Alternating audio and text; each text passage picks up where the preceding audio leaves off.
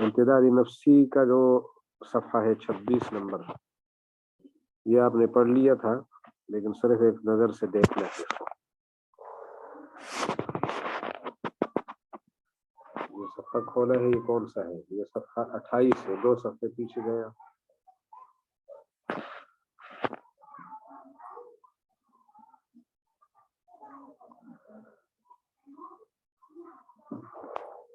दो सफ़े पीछे।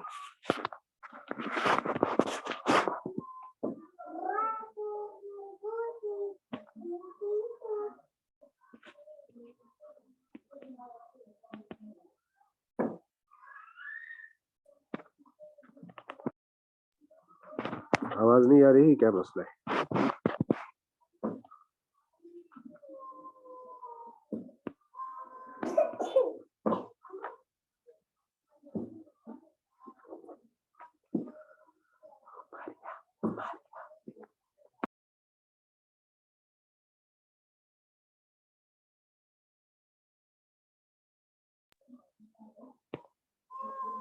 जी तो ये आन फरमाइए ना, ये तो बंद हो गया। तो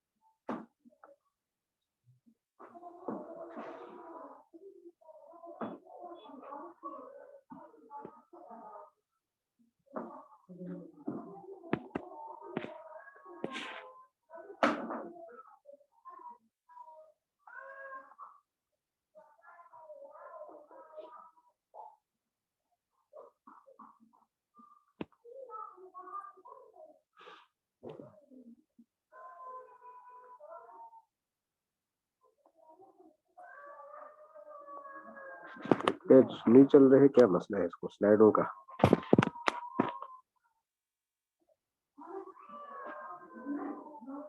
सफ़ा नंबर 26 निकाले। कुरान करीम का वजन इम्तिदादी नफ्सी है।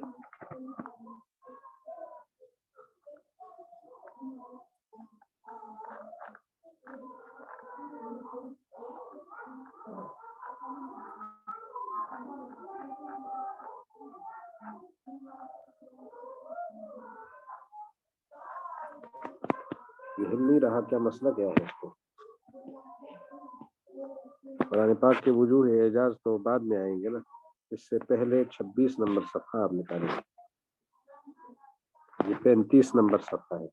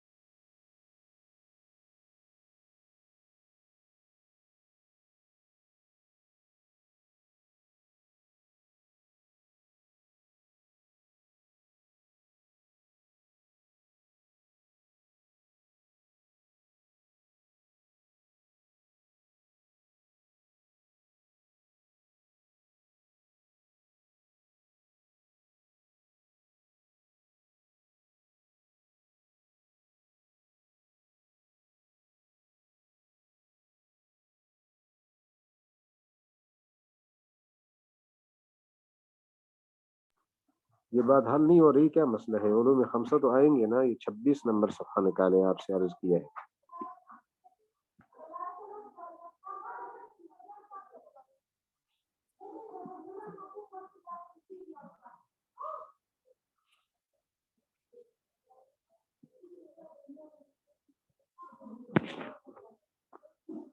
یہ جو امتداد نفسی ہے نا، اس کو ذرا دیکھ لیں آپ ایک نظر سے، تاکہ پچھلے سبق سے جوڑ معلوم ہو جائے. قرآن پاک میں جو اصل وزن ہے وہ امتداد نفسی ہے. امتداد نفسی یعنی سانس کی درازگی، اصل یہ ہے.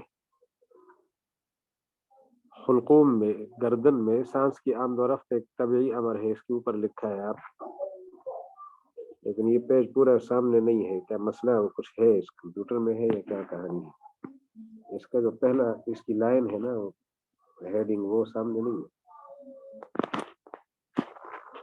قرآن کریم کا وزن امتداد نفسی ہے.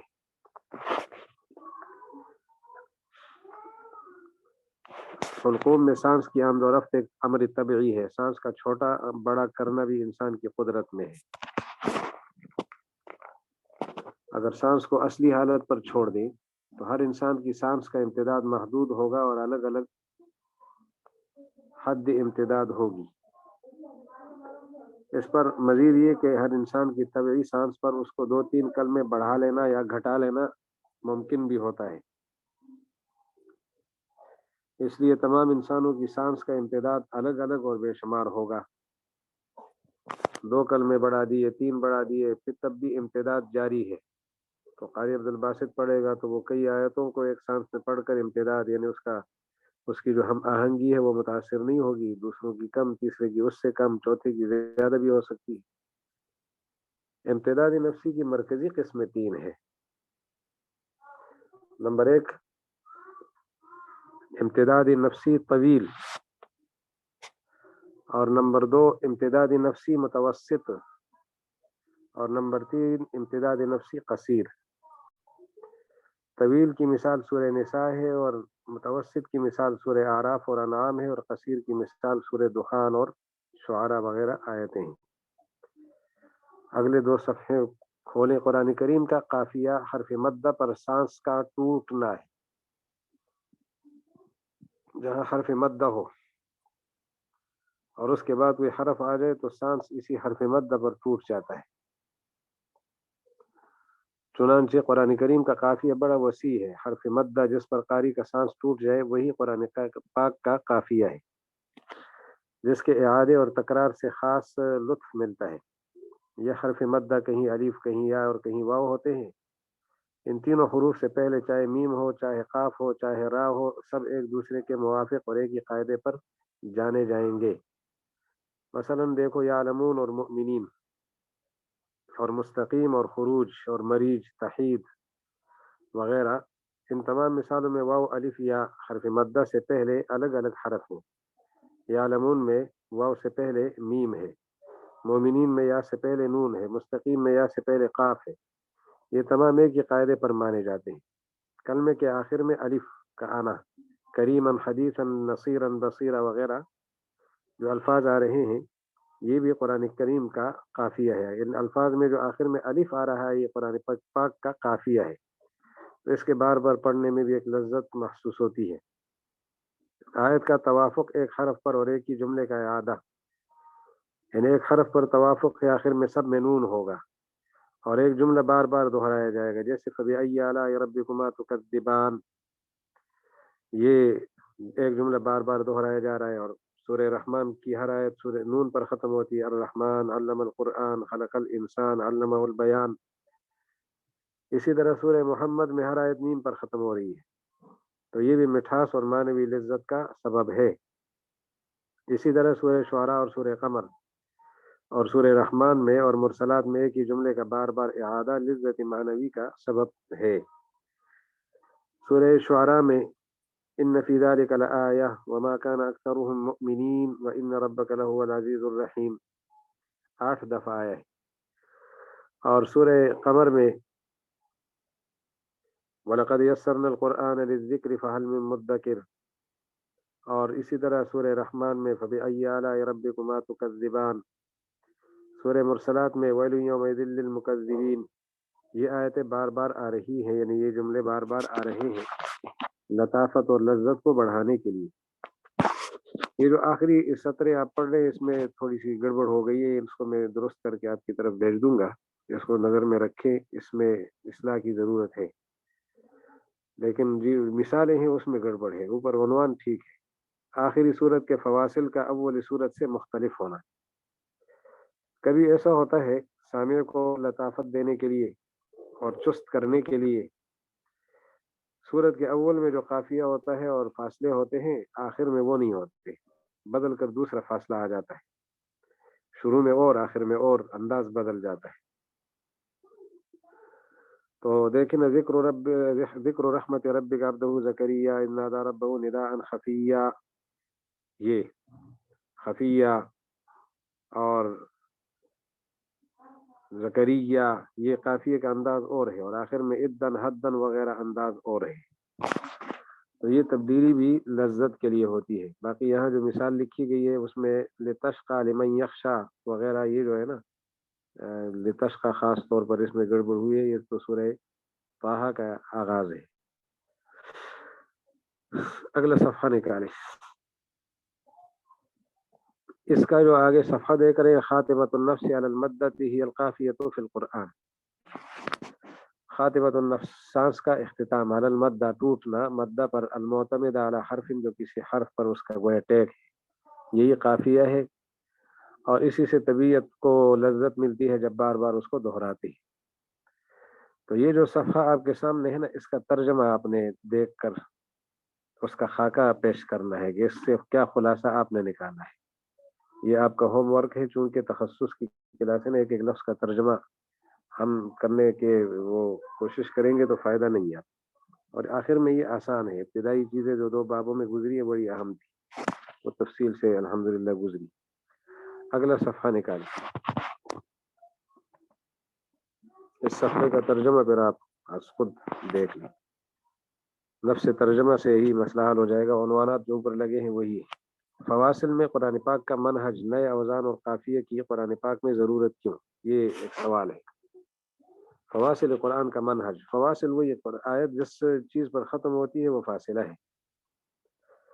میں نے شاید عرض کیا تھا کہ شعر کے اندر آخری جو حرف ہوتا ہے اسے قافیہ کہتے ہیں، حرف روی اور قافیہ، ایک حرف بار بار آتا ہے کہ جی ہم قافیہ ہیں، اور عام جملوں میں اگر ہم قافی الفاظ آتے ہیں تو اسے فقرہ کہا جاتا ہے، فقرہ، اور سجا کہتے ہیں، فقرہ تو پورے جملے کو کہتے ہیں لیکن آخری حصے کو سجا کہتے ہیں۔ اور تیسری چیز قرآن پاک کی آیات ہے، یہاں پر جو ایک حرف پر اختتام ہوتا ہے اسے فاصل۔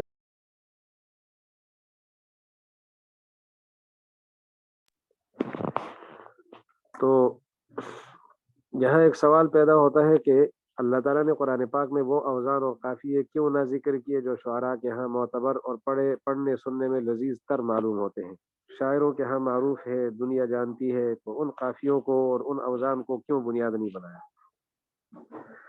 تو اس کا جواب یہ ہے کہ شعراء کے اوزان اور قوافی اگرچہ لذیذ تر ہے لیکن اقوام اور ازمان کے بدلنے سے ان کی لذت بھی بدل جاتی ہے، قوم بدل گئی، ایک قوم کا مزاج اور ہے دوسری قوم کا اور ہے، تو لذتوں میں فرق آتا ہے، قافیے بھی بدلتے رہتے ہیں، اوزان بھی بدلتے ہیں،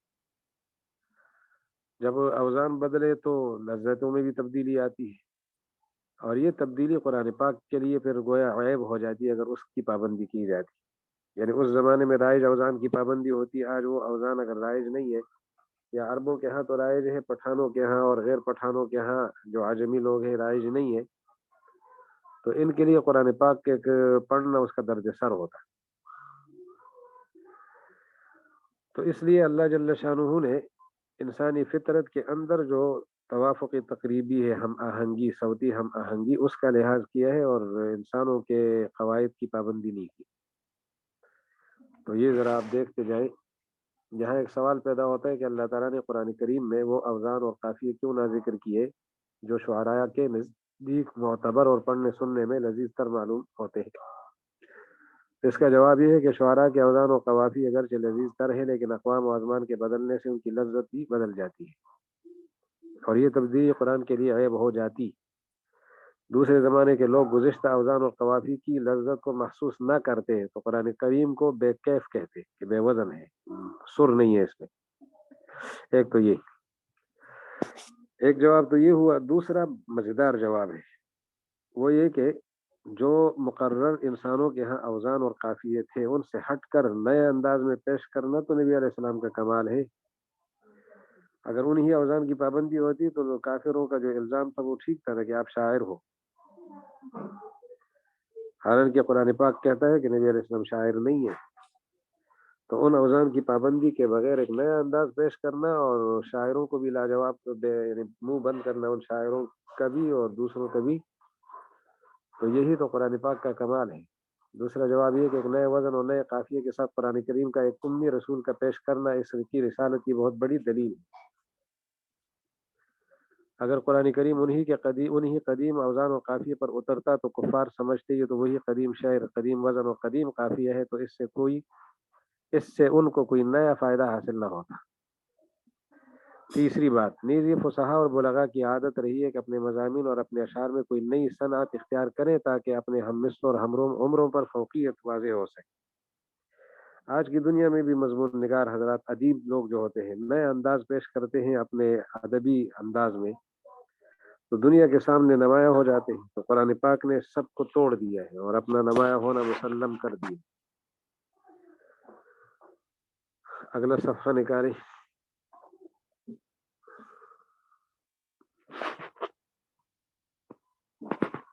اس صفحے میں آپ کو جو عنوانات ہیں ان پہ نظر رکھے۔ 3 بڑے عنوانات ہیں۔ منہج القرآن فی الفواصل، فاصلوں میں قرآن پاک کا اپنا نہج، اور اس کے آخر میں کس انداز سے قرآن پاک بات پیش کرتا ہے۔ ایک یہ السر فی الآیت الطویلہ مع الآیت القصیرہ وبالعکس، چھوٹی آیت کے ساتھ بڑی آیت آ جاتی ہے، کبھی بڑی آیت کے ساتھ چھوٹی آیت آ جاتی ہے، اس میں کیا راز ہے۔ اور آخری عنوان یہ ہے الآیت ذات القوائم الثلاث، 3 پایوں والی آیت، 3 پایوں والی آیت۔ یوم تبیض وجوہ وتسود وجوہ فاما الذین اسودت وجوہہم اور واما الذین ابیضت وجوہہم، اس کو دیکھتے ہیں تو یہ آیتیں یعنی 3 پایوں والی آیت سمجھی جا رہی ہے، 3 حصے اس کے بن رہے ہیں۔ تو اما الذین اسودت وجوہہم، اس کو پچھلے کے ساتھ جوڑ دیں یا اگلے کے ساتھ جوڑ دیں، یہ احتمالات اور امکانات رہتے ہیں۔ تو بہرحال یہ اس کو آپ اس کا ترجمہ دیکھ لیں گے، کہیں الجھن ہو تو پھر پوچھ لیں گے آپ ایڈمن کے ذریعے سے۔ اگلا صفحہ نکال لیں۔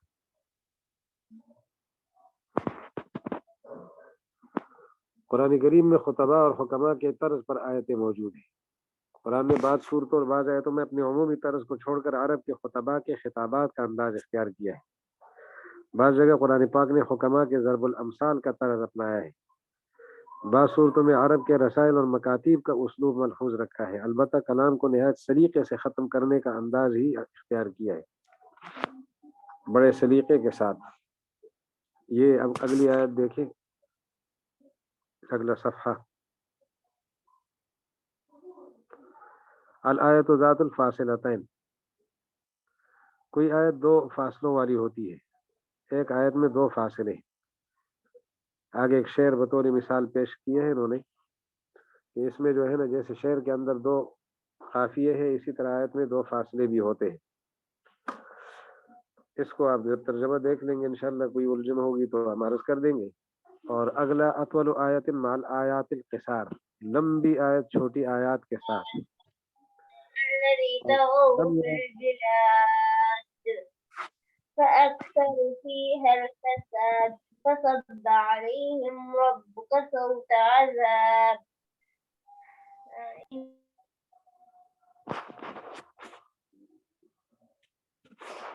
یہ کیا آواز آئی؟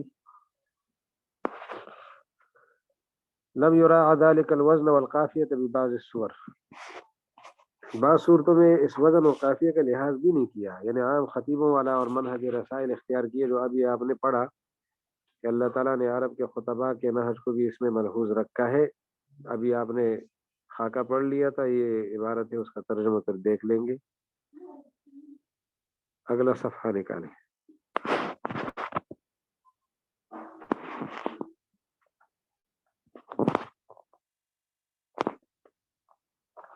علوم خمسہ کا بیان بلا ترتیب کیوں ہے؟ یہ اہم سوال ہے. علوم خمسہ آپ کو یاد ہوں گے،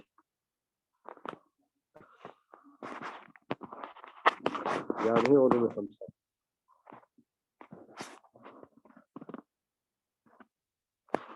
قرآن پاک کی کوئی آیت ان علوم خمسہ سے باہر نہیں ہے.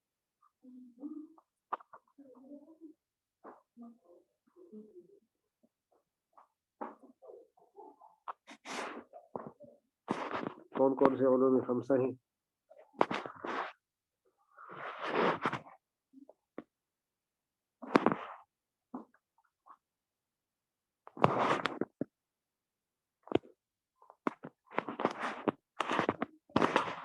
جواب نہیں آ رہا.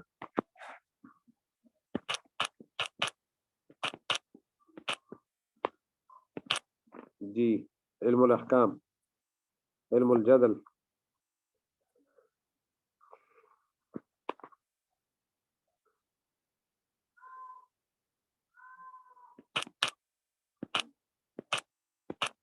جی، تذکیر بآلاء اللہ، تذکیر بآلاء اللہ، تذکیر بایام اللہ. تذکیر لفظ ذہن میں رہے. تذکیرات ثلاثہ، تذکیرات ثلاثہ، یہ بات ذہن میں رہے، صرف ایام اللہ نہیں ہے.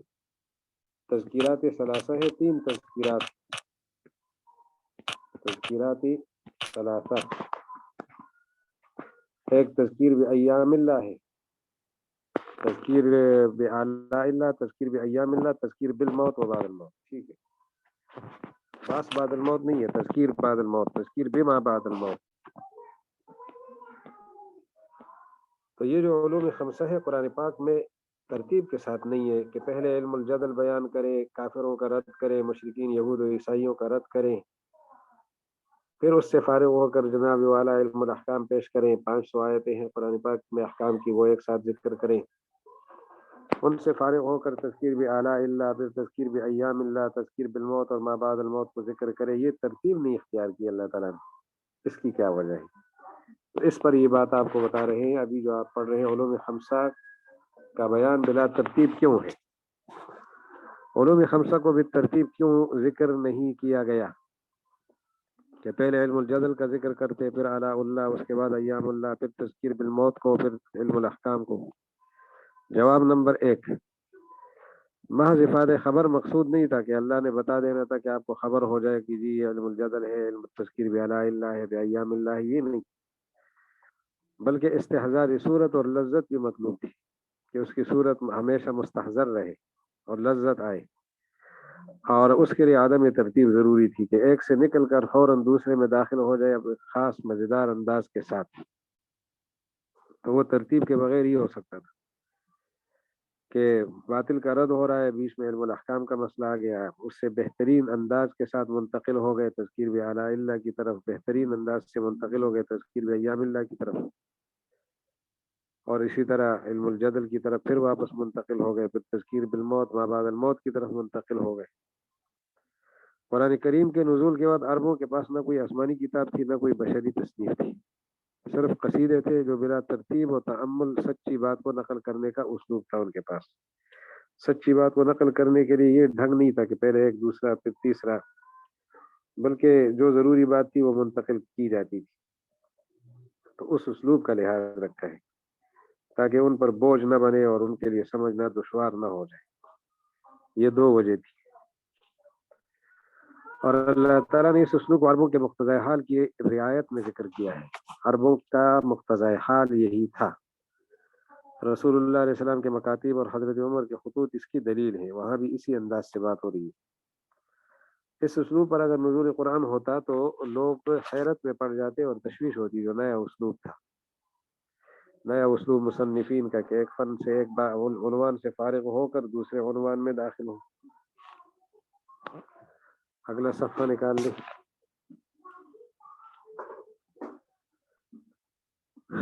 یہ اگلے صفحے کا آپ ترجمہ صرف دیکھ لیں گے اپنے طور پر. تو یہی بات کہی گئی ہے کہ علوم خمسہ ایک ترتیب کے ساتھ کیوں نہیں ہے. عبارت کا ترجمہ ذرا آپ دیکھ لیں گے. اگلا صفحہ نکالیں.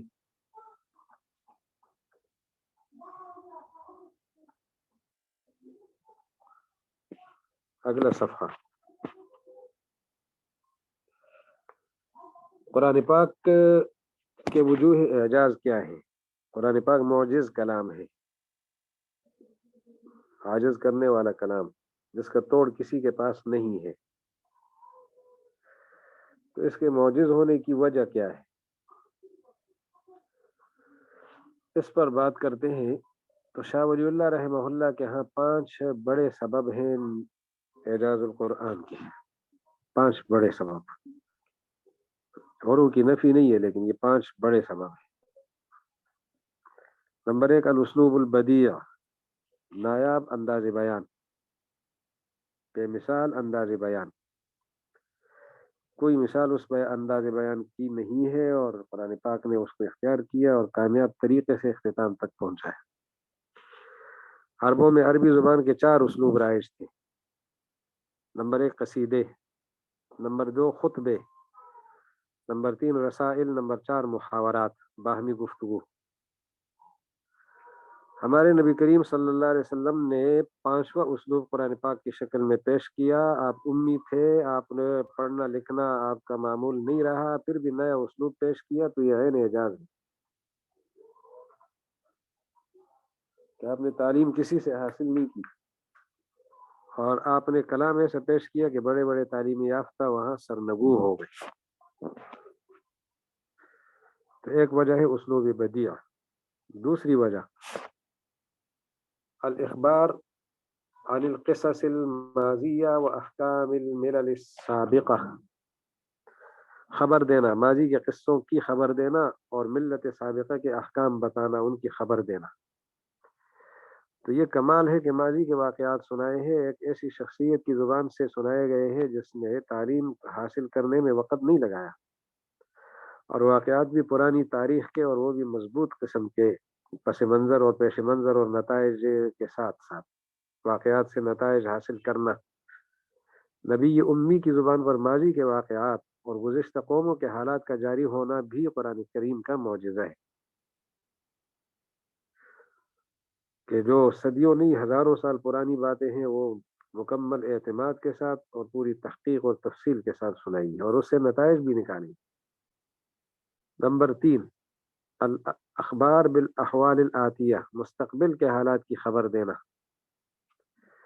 جب بعد میں اس طرح کے واقع ہو جاتا ہے، اسی طرح کا واقعی اس طرح کی وہ خبر واقع ہو جاتی ہے تو یہ نیا اسلوب ظاہر ہوتا ہے، نیا اعجاز ظاہر ہوتا ہے، نیا اعجاز.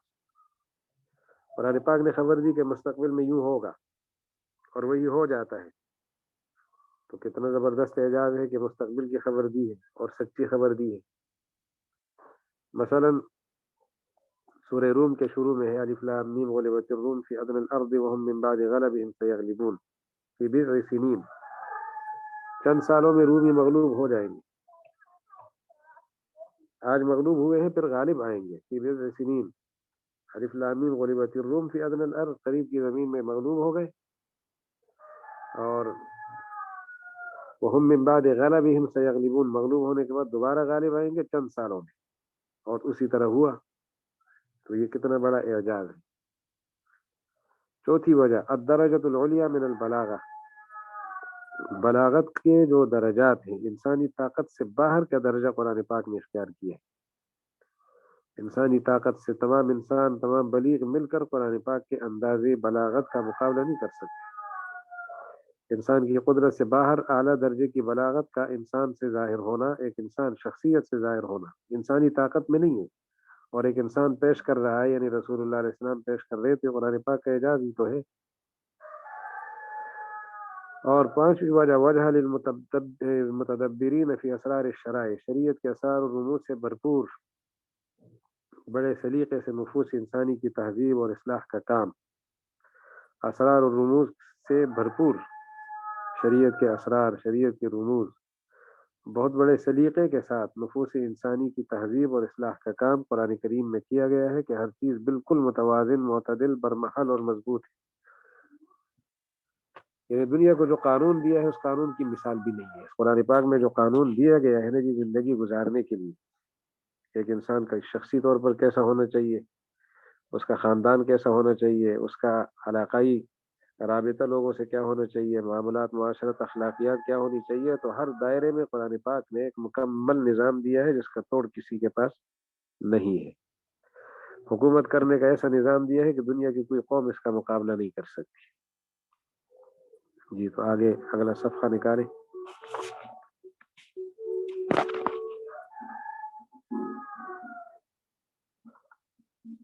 ہاں جی، وَإِن سَأَلُوهُ فصل فی وجوہ اعجاز القرآن الکریم، اس پہ آپ توجہ رکھیں۔ اعجاز قرآن کریم کے وجوہ کے اسباب، اعجاز قرآن کریم کے اسباب کیا ہے؟ وجوہ کا معنی اسباب ہی ہے۔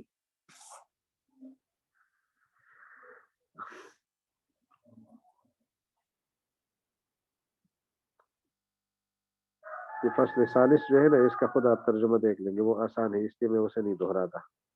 فصل ثالث کہ آپ نے اللہ تعالیٰ نے ان علوم کو مقرر کیوں پیش کیا اور ایک ساتھ ذکر کیوں نہیں کیا، اس کی وجوہات آگے آپ کے سامنے آ جائیں گی۔ یہ جو فصل رابع ہے اس کو ذرا دیکھ لیں۔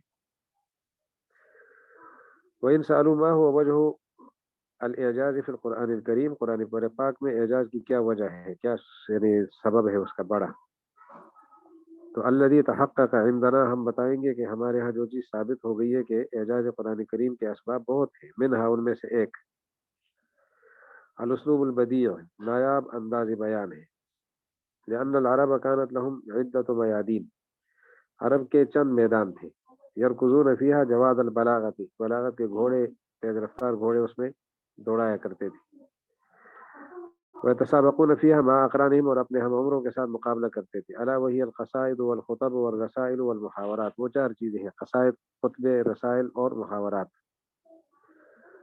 ولم يكونوا يعرفون غير هذه الاصناف الاربعه، ان چار قسموں کے علاوہ وہ نہیں جانتے تھے۔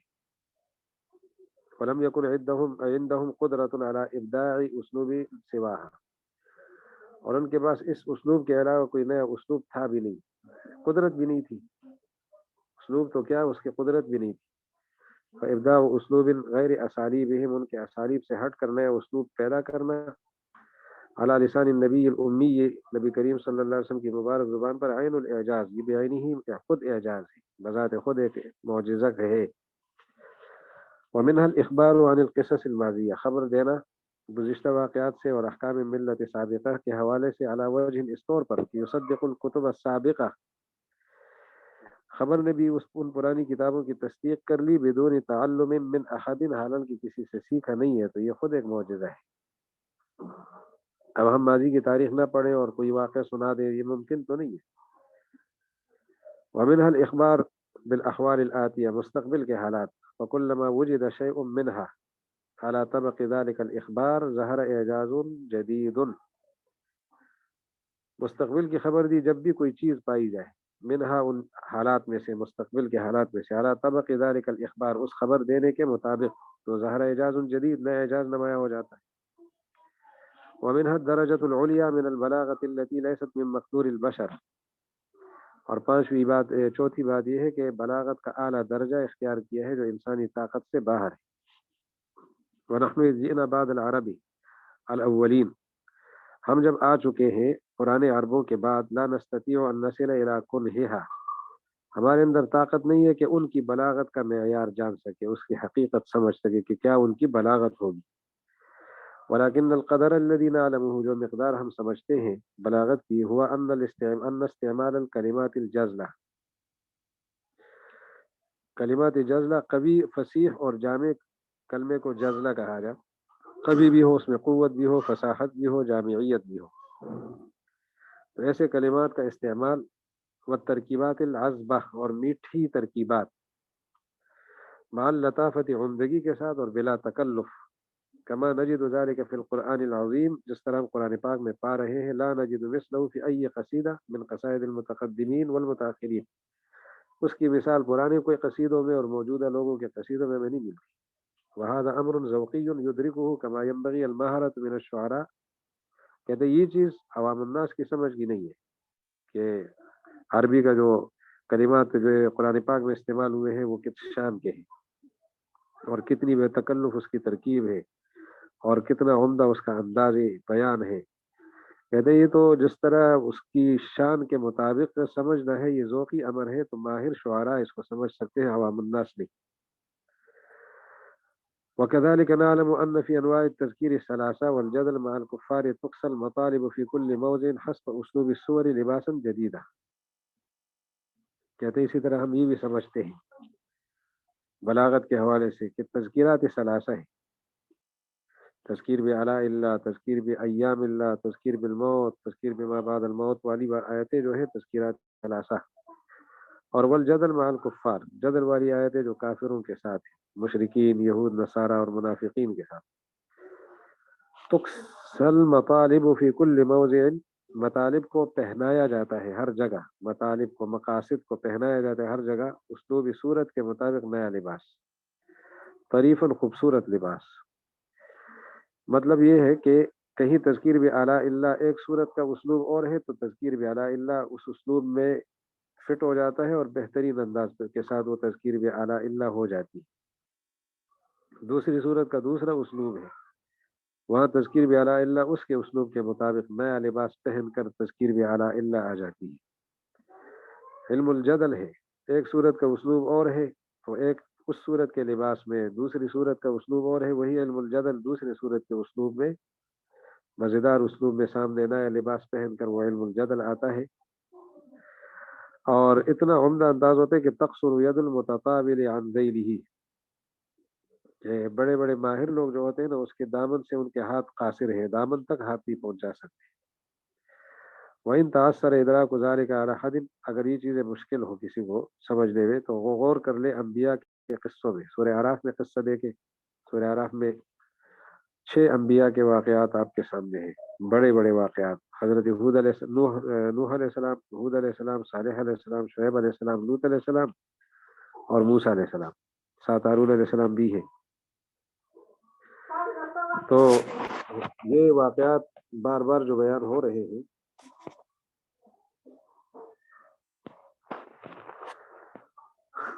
یہی واقعات سورہ ہود میں ہے، پھر سورہ شعراء میں ہے اور پھر سورہ صافات میں بھی ہے اور پھر یہی قصے سورہ ذاریات میں ہیں. ان ساری صورتوں میں پڑھ کر آدمی کو پتہ لگ جاتا ہے کہ ہر جگہ انداز کتنا مختلف ہے اور قصہ وہی ہے لیکن لذت کتنی عجیب و غریب پیش کی جا رہی. وَكَذَلِكَ الْحَالُ فِي ذِكْرِ تَعْذِيبِ الْعُصَاةِ وَتَنْعِيمِ الْمُطِيعِينَ، یہی حال نافرمانوں کی سزا کا ہے اور فرمانبرداروں کے نوازنے کا بھی ہے، نوازنا. فقد يذكر ذلك في كل باب في كل مقام باسلوب جدید، یہ چیزیں مذکور ہے ہر مقام میں نئے انداز کے ساتھ.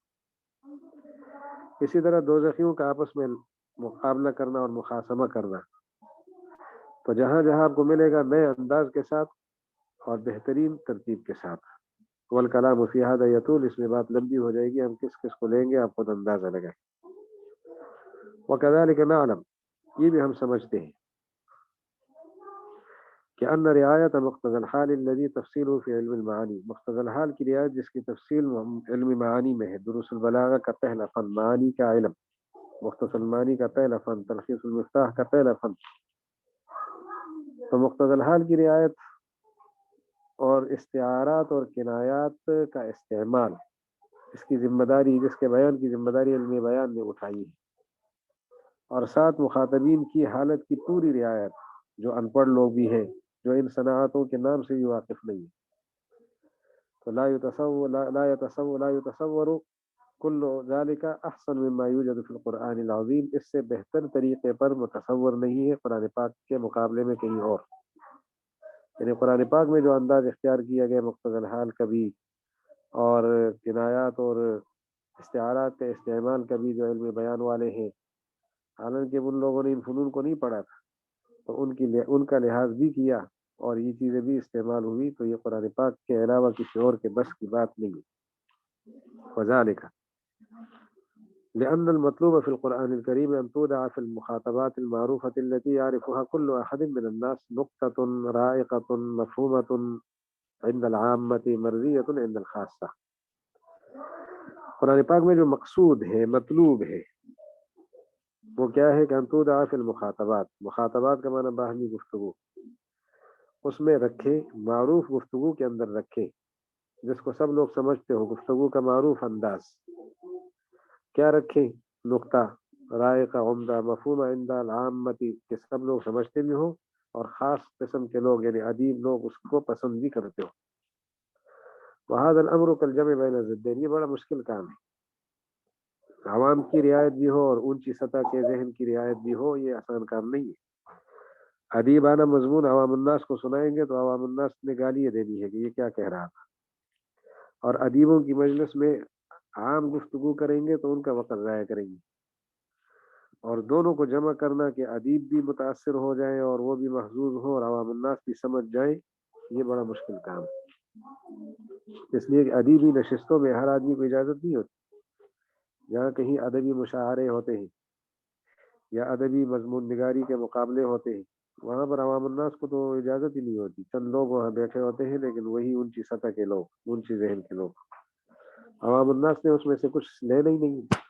لیکن قرآن پاک نے ایسا نہیں کیا، عوام اور خواص دونوں کو مخاطب کیا، خواص بھی بڑے محظوظ ہوئے اور عوام الناس کو بھی پورا پورا فائدہ ملا۔ یہ ایسا ہے جیسے دو ضدوں کو جمع کرنا، یہ انسانی طاقت سے باہر ہے۔ واللہ علی کل شیء قدیر، اور اللہ تعالیٰ ہر چیز پر قادر ہے۔ تو حضرت شاہ صاحب آخر میں ایک شعر سنا کر ایک بات بتانا چاہتے ہیں کہ یہ کمالات قرآن پاک کے ہماری نظر میں آ گئے ہیں، اگر آپ مزید غور کریں گے پتہ نہیں کتنے کمالات۔ یزید کا وجہ حسنہ، اس کا چہرہ آپ کی نظر میں حسن بڑھا دے گا۔ اذا ما زدتہ نظرہ، جتنا زیادہ دیکھو گے، جتنا زیادہ دیکھو گے، حسن کے نئے نئے انداز آپ کے سامنے آئیں گے، نئے نئے خد و خال نمایاں ہوں گے۔ ومنہا، اور ان میں سے ایک وجہ، یہ جو وجہ ہے یہ وجہ نمبر 5 ہے، وجہ لا يتيسر فهمه لغیر المتدبرین فی اسرار الشرائع، جنہوں نے اسرار شرائع میں غور نہیں کیا، اس وجہ کی سمجھ ہر ایک کے بس میں نہیں ہے، وہ یہ کہ یہ جو علوم خمسہ ہے فی نفس بنفسه تدل على ان القرآن نازل من عند اللہ تعالی لہدایت بنی آدم، یہ 5 علوم خود انسانی ہدایت کے لیے آئے ہیں، جو اسرار شریعت کے ماہرین ہیں اور جو سمجھتے ہیں کہ شریعت کے احکامات کی کیا کیا حکمتیں ہیں، وہ اس پر پہنچتے ہیں کہ قرآن پاک میں جو 5 علوم ہیں بہترین انداز کے ساتھ ہیں۔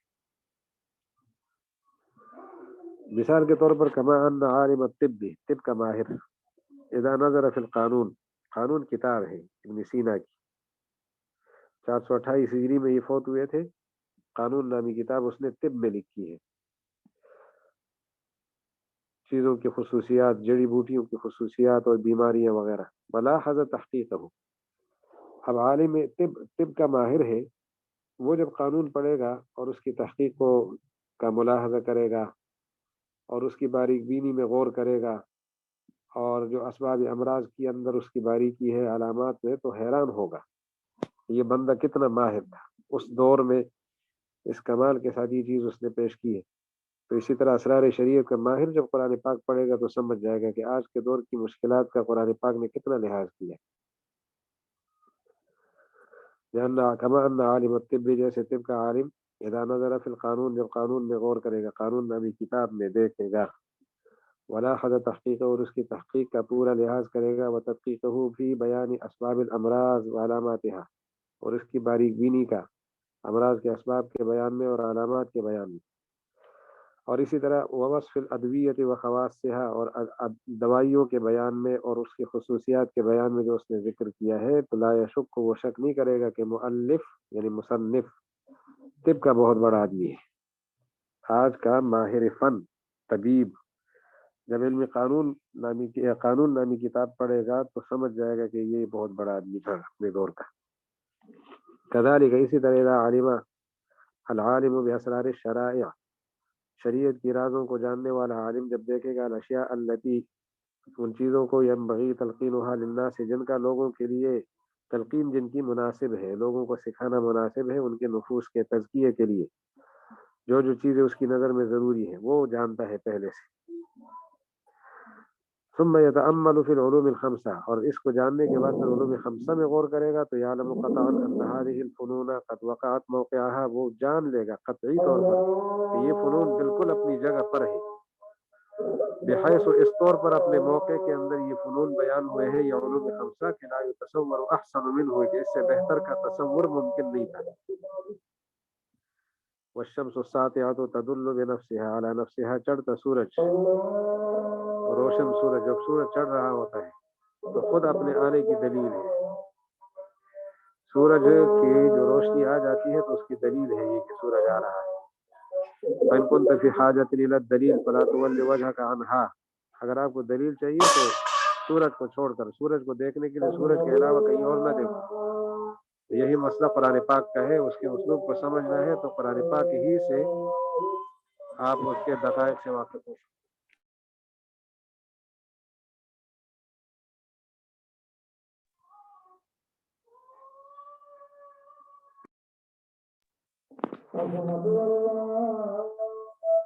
اذان کا جواب دے دیتے ہیں کہ آپ سمجھ کیا ہے تو اس کا شاعری یعنی قرآن پاک کا شاعری سے تقابلی جائزہ یہ چیز تو شاید امتحان میں نہ آئے لیکن آپ اس کو سمجھ جائیں کہ شعر و شاعری کا قرآن پاک سے کیا جوڑ ہے کوئی نہیں شعر و شاعری قرآن پاک کے سامنے کیا حیثیت ہے صرف و معروف اوزان کا ایک تعارف دینا تھا اور شاعری پر جو کتابیں ہیں نا متن الکافی ایک کتاب ہے اس کی اردو شروحات بھی چھپی ہوئی ہے ان کو بھی دیکھ سکتے ہیں آپ فائدہ اٹھا سکتے ہیں اور کوئی الجھن محسوس کرے تو رہنمائی بھی انشاءاللہ اللہ تعالیٰ کی آسان فرما دیں گے انشاءاللہ پھر اگلی نشست چاہتے ہیں کہ 2 نشستوں میں کتاب مکمل ہو جائے اور 12 جنوری سے پہلے ختم ہو جائے 2 فصلیں ایک نشست میں اور 2 فصلیں دوسری نشست میں مکمل کر لیں گے 4 فصلیں ہیں آخر تک درمیان میں اگر کوئی وقت ہو آسانی سے تو وہ پھر ایڈمین کو بتا دیں اس میں انشاءاللہ عشاء کے بعد کا وقت مناسب ہوگا کسی بھی دن آپ پھر بتا دیں بدھ کے دن کے علاوہ کوئی بھی دن ہو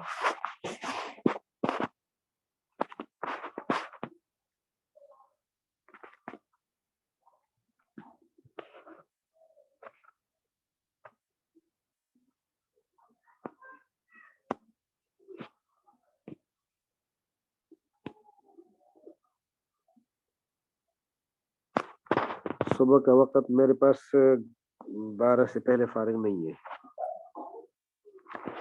اس لیے میں نے عرض کیا لیکن خیر ایک نشست گزار دیتے ہیں نا اگلے اتوار تک آپ اسی پہ رہے تو اس کے بعد ایک نشست کی ضرورت ہوگی تو اسی ہفتے میں انشاءاللہ کر لیں بلکہ 3 نشستیں مناسب ہوگی ایک نشست میں سوالات اور جوابات ہو جائیں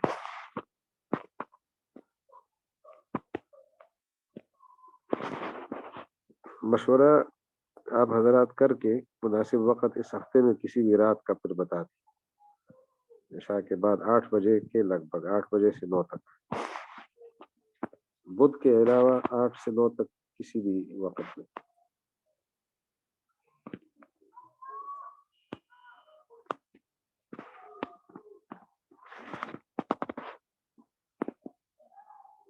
اگر اس ہفتے میں بھی ہو تب بھی انشاءاللہ ٹھیک ہے اور اگر اس ہفتے میں ہو جائے تو 4 نشستوں میں اگر وقت ہمیں مل جائے نا تو پھر مکمل تفصیل سے بات ہو سکے گی 2 نشستوں میں تو انشاءاللہ مکمل ہو جائے گا یہ باب لیکن اگر 4 نشستیں مل جائے تو بہت اچھا ہو جائے